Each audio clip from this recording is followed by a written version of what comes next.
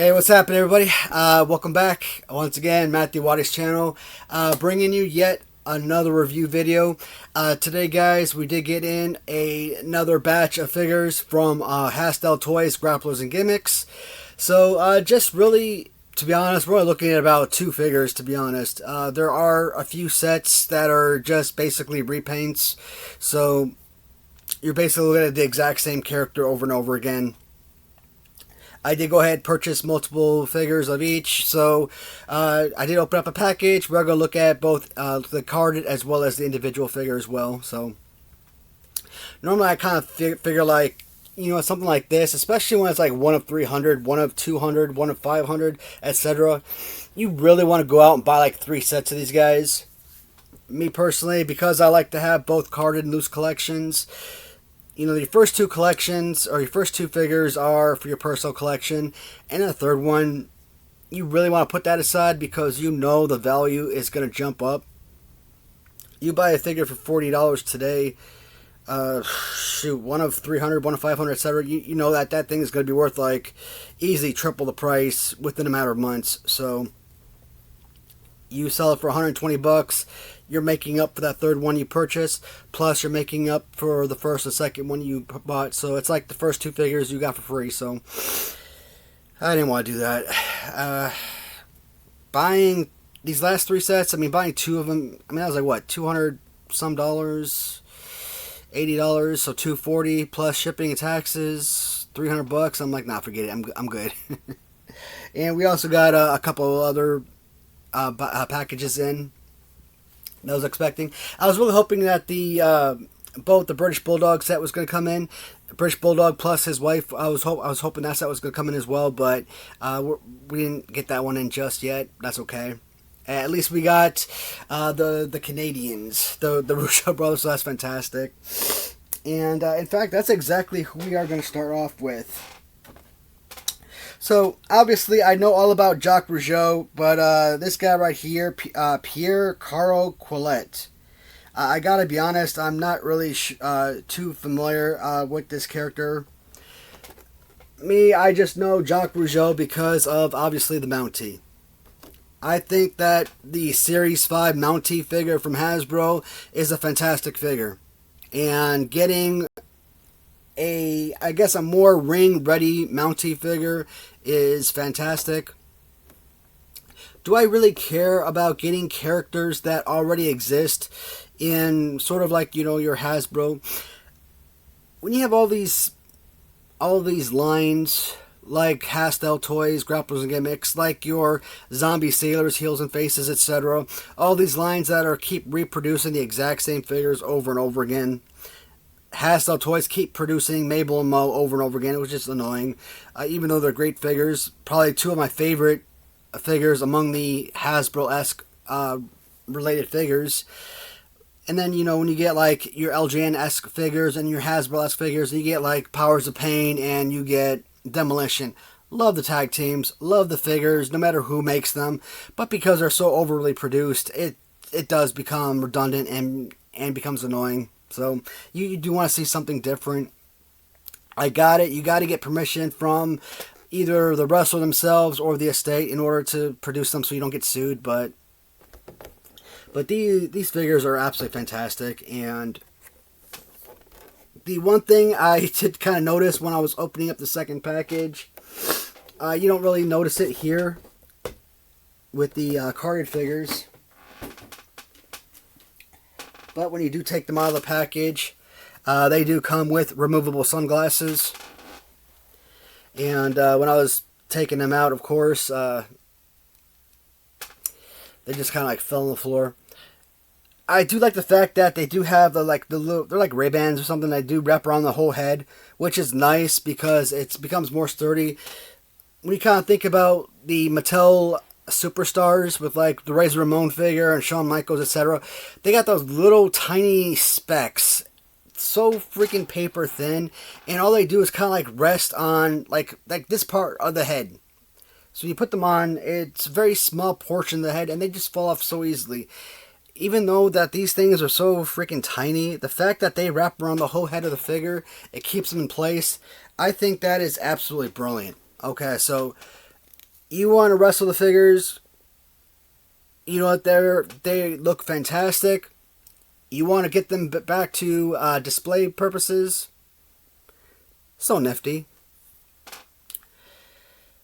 I think I still prefer the original Hasbro Mountie figure.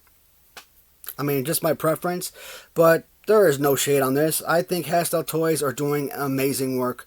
So kind of going back and looking at their figures, I go back to Tony Norris. When I think about Ahmed Johnson obviously was the very first Grapplers and Gimmicks figure I purchased, but I bought him carded, right? And I didn't get my loose Ahmed Johnson until maybe a couple months ago.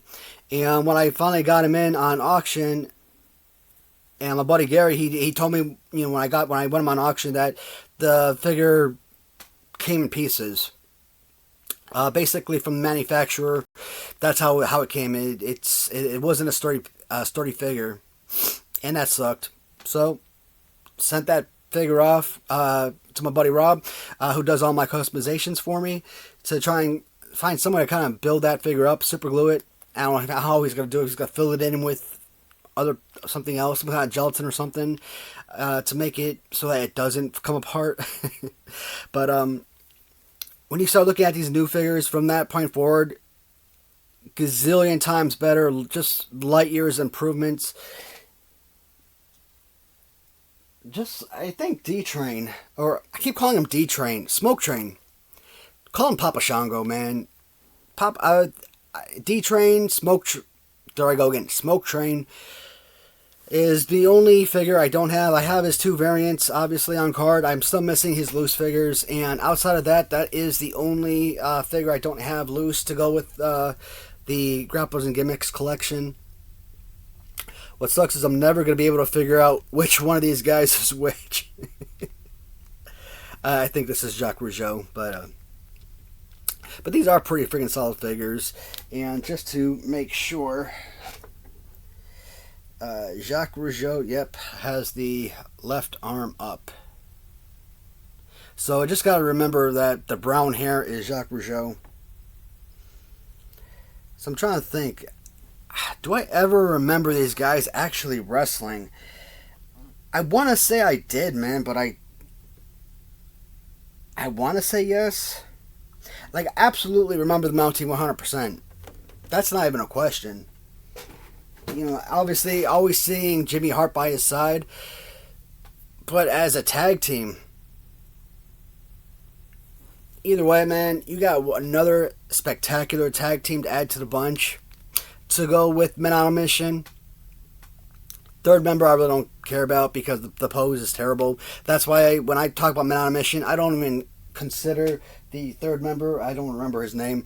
That's why I only look at Mabel and Mo really putting that tag team together. And the Goodwin, the Godwin brothers. So you got some nice figures there. And around the same time that you were getting Jacques Rougeau and company, you were getting nope, it wasn't Randy Savage yet. He didn't come out until later on.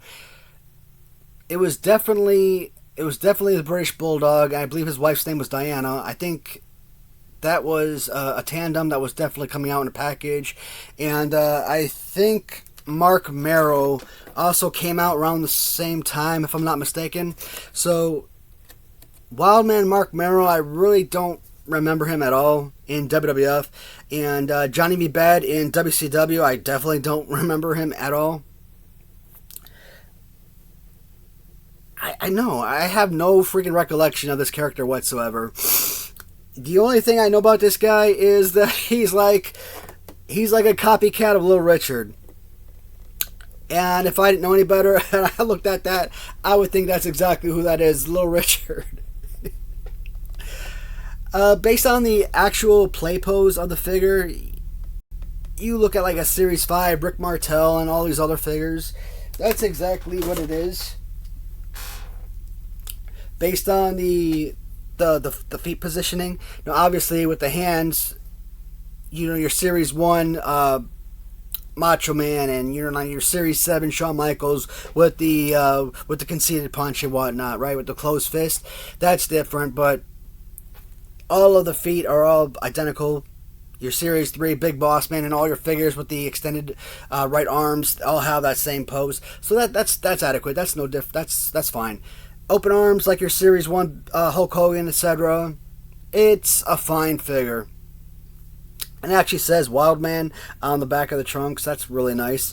And obviously you don't see that on the back of on the figure, because how can you, right?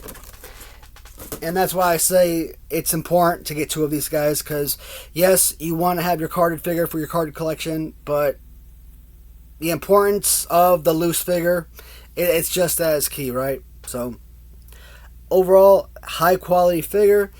And I'm always so used to kind of going for the action. So every time I look at these, I'm like, and it always bothers me when it's not there. But again, it's not Hasbro, it's not the Mattel Retro, so you're not going to find that working action feature. But it's like when I was in Afghanistan, and you're so used to like reaching forward on the forklift, because that's where the button is. You push the back button to make the forklift go backwards. You push it forward to go forward, obviously. But the particular forklift I was on, the little button to go forward and back is right to your side. And so every time I want to go forward or back, I kept reaching forward to hit the button or hit the lever that wasn't existent. It was non-existent. So, and one of my coworkers kept staring at me, and he knew what I was doing, because most forklifts had that little lever in front by the wheel, but it's just your mind, because that's what you're so accustomed to doing.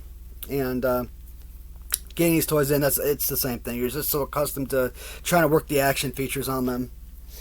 Well, recently they did not stop there, because they did come in with another variant. These were not part of the original release with the red trunks. So you got both a yellow trunk, and you also got a black trunk, Marc Mero figure. Now, both the black trunk and yellow trunk, they both say 1 of 300. So, much more rare, and I guess, the red trunks was open to everybody for a long time, so you could have gotten that one at any point. The one thing I did not enjoy about these figures, they were an absolute bitch to open up. I got these little box scrapers to get underneath the bubble, so that when I open up the bubble, I can separate the bubble from the card and not destroy the card. Because if I ever want, in the future, if I ever want to bring these back to mint on card, I'm not destroying it, and I can make it, I can reseal it, make it look good. It wasn't happening. That darn back of that card was destroyed. Not like crazy destroyed, but you're gonna be blind if you don't think that thing was never gonna be never opened. And I hate that. I don't know if I just want to throw that package away, because sometimes I think the bubble is what's really valuable, because you can always find a card backing. It seems it's the bubble that always seems to be missing. And if you find a card backing bubble, you see it with the Hasbros, you see it with the LGNs all the time. It's very hard, or they actually sell pretty well. Anytime I buy a new item and I open it up, I open it very carefully, and I wrap up the card bubble, and I stash it away in a box. Store it in the garage somewhere, out of the way, out of sight, out of mind. And I have all of the open boxes, wrapped up and stored away. So if I ever need to sell the loose boxes in the future, I can do so.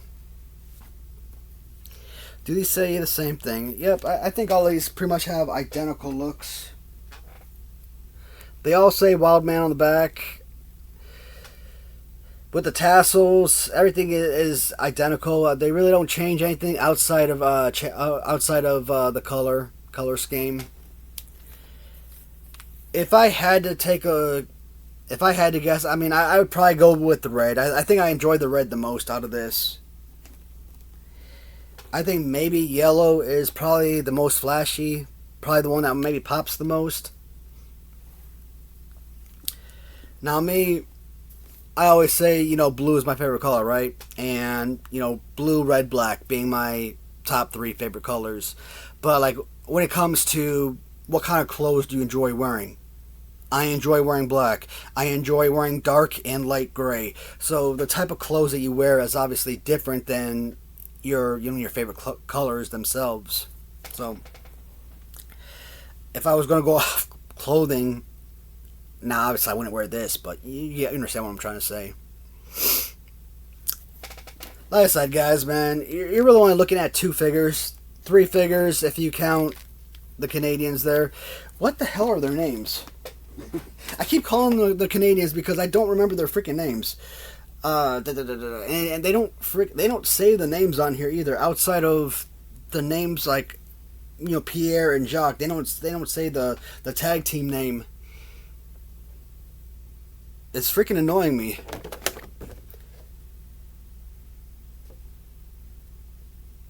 And I'm gonna go upstairs after I finish filming this video, and the name is gonna pop in my head, and I'm gonna feel like a douchebag because it's gonna be like such an obvious name. Or maybe it is the Canadians, and this entire time I'm like calling them Canadians, thinking I'm completely wrong.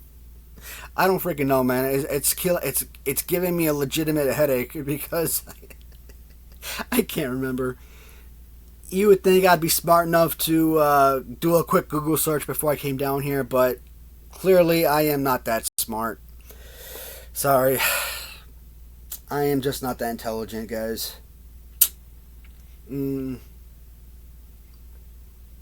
Yeah, there is literally no tag team name on here whatsoever. I'm going to have to look it up when I get upstairs because if I don't, this is going to drive me nuts. But anyways, guys, those are your new additions to Grapplers and Gimmicks. Are the black and yellow 1 of 300 figures remaining? Probably. I don't think there are any... Actually, were they? I don't remember. I don't think so. I don't think that these guys were any more expensive than this one.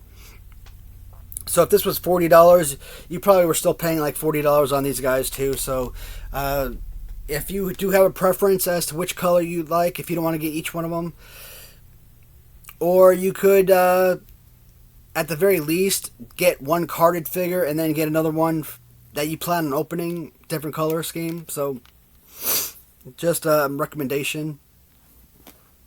I kind of feel like the red one will always be available because it's I feel like it's gonna be more common. So all right, guys. I do want to make a quick point before I close this video, guys.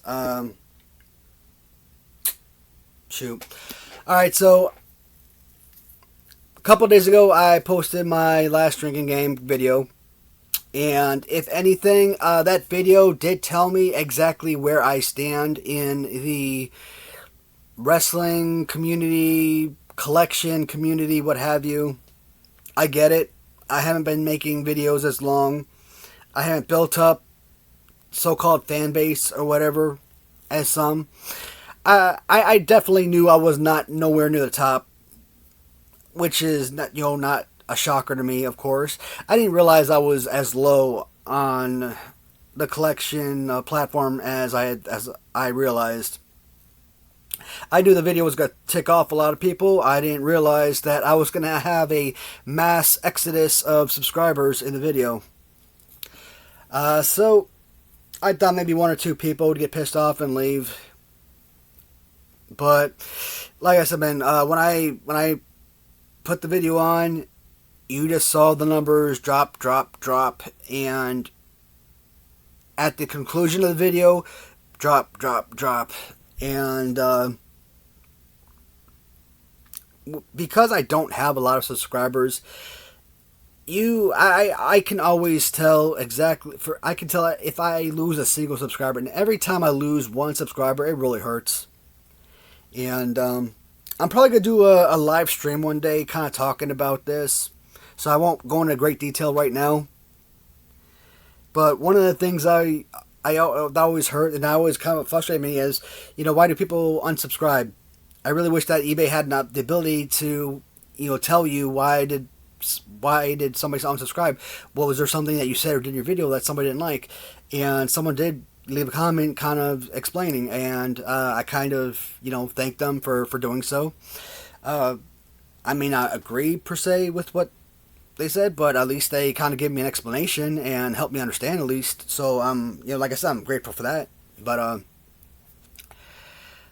it takes me back to what I was saying a couple weeks ago as far as the collection videos. Yes, this is what started the channel. This is what built my channel up. This is what I've been doing for fun for the last couple of years, almost 3 years now. But it's not, if I want to do YouTube for more than just fun, if I want to be successful in this, I got to do something more than just wrestling / collection videos. And luckily, you take away the rest of the videos, it's my other videos that are bringing in my subscribers. And I saw a mass exodus of subscribers from that one video, but within several hours, all those subscribers came right back, and it had nothing to do with the collection videos.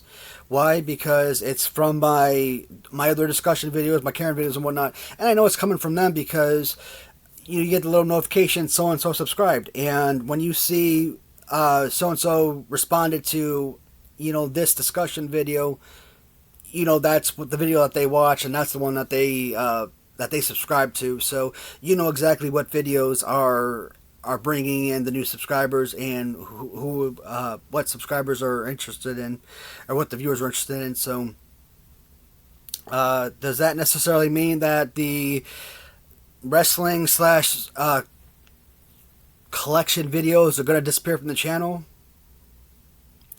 I said that this was still going to be a major part, but if most of the viewers really aren't interested in what I have anymore, I pretty much gone over everything in this room for the most part. I don't really have any space. I really don't have much interest in bringing in anything else. Like I said, I can't bring in anything else. There's no room for it. This channel has always been for the viewers. And it's kind of weird to mention it like that. This wasn't my channel. It's kind of weird to say it like that, but this wasn't my channel. This was the viewers' channel. This channel belonged to the viewers. I made these videos. I purchased these collections for the viewers. So like these collections are owned vicariously through me, or your collections owned vicariously through me, or however you want to describe it. So hopefully that makes sense. And yeah, I'm trying to think if there's anything else or any other ways I want to describe that. So at this point going forward, I'm still gonna make some videos like these going forward, but I don't see myself making a ton of them. I'm sure I'm still going to do some live streams here and there, and we'll talk vintage stuff or collection stuff, wrestling stuff if necessary. I still want to do live streams with, some of my other YouTube buddies and whatnot, but when collections like this come in from like Zombie Sailors and Hasstel toys and Rush collectibles and things like that, yeah, I still want to come down here and make these videos for you guys, absolutely. But am I gonna go on eBay and purchase like 200 items in a week and come down here every day and make a ton of different new pickup videos? Probably not. So, and I'm not down on myself because of that one video. Don't read too much into that. It had nothing to do with that. It's just like I said a few weeks ago. It just seems that my collection videos just aren't going anywhere. I want an upward movement. I want to be successful just like anybody else, and the videos I make just aren't doing it. So instead of being the biggest part of the channel, I just want it to be kind of not like a side note, but I want it to be a smaller part of it. So, all right. There are some videos I've already made this week, and yeah, so those are. I'm probably gonna end up posting this video tomorrow. What's tomorrow? Tomorrow's Thursday, I believe. So that means Friday, Saturday, Sunday will have their videos up, and I'll probably have these already set for premiere, so you'll be able to see all the videos that are scheduled. I'm probably gonna kind of move away from FaceTime like this. I'll probably do like little inserts where I kind of like just write down certain words and whatnot. Like if I'm doing like comedy videos or something, just insert clips type of deal. Try and bring in more people for different ideas, but as always, guys, I mean, I've always said, if you have ideas, it doesn't have to be this right here. It could be any idea. My man Bucky comes up with a million different ideas for me all the time. I've taken up on a couple of different ideas. Unfortunately, I haven't been able to do all of them. I mean, like I said, he comes up with like a million ideas. I would love to be able to do as much as I could, but in fact, I had to go back and find all those different ideas he came up with, because he had plenty. And some of the ideas he came up with, like favorite werewolf movies and stuff like that, I think when I did that kind of chat video, at one point, that was like one of my most successful videos. So, I mean, that was an absolutely brilliant idea. So, stuff like that helps me come up with ideas for the channel, and it helps the channel itself. So, all right, guys, I'm gonna shut up now. I think I've spoken enough for today. Guys, as always, thank you so much for watching, and until next time, always feel free to reach out in the chat, and I'll respond as soon as I can. Thanks, everybody.